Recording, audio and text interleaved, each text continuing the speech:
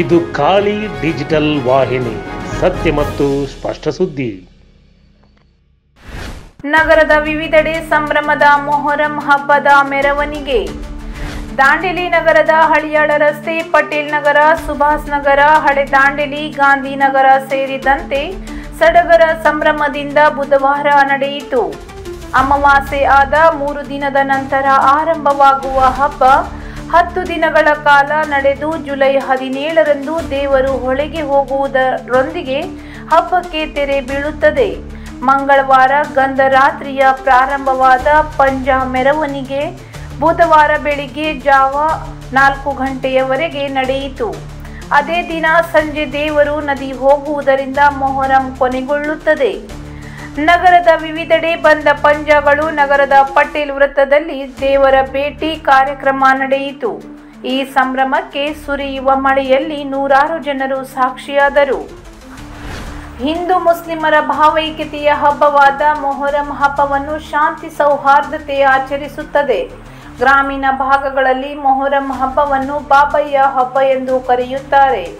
ಮೊಹರಂ ಪ್ರಾಮುಖ್ಯತೆ: ಮುಸ್ಲಿಂ ಸಮುದಾಯದ ವರ್ಷದ ಮೊದಲ ತಿಂಗಳು ಪ್ರಾರಂಭ. ಮೊಹರಂ ಎಂದರೆ ಮರೆತು ಬಿಡುವುದು ಅಥವಾ ನಿಷಿದ್ಧಿ ಅಥವಾ ನಿಷೇಧಿತ ಎಂದರ್ಥ.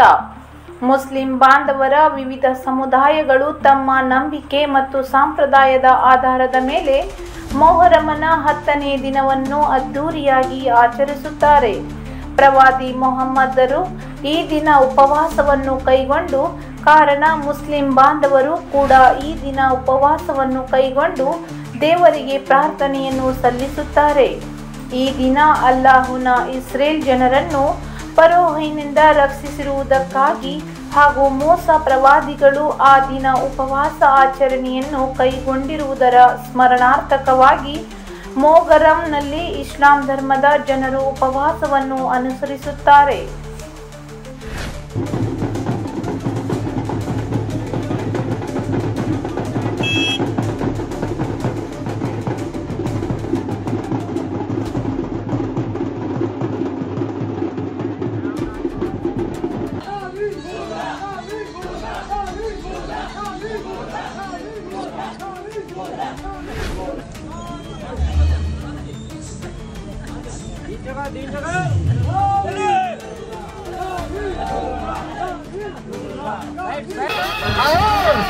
मेरे रूबरू को बात बने, तसल्ली दिल को ये तस्वीर से नहीं मिलती, सराबा और मेरे रूह में नहीं मिलती.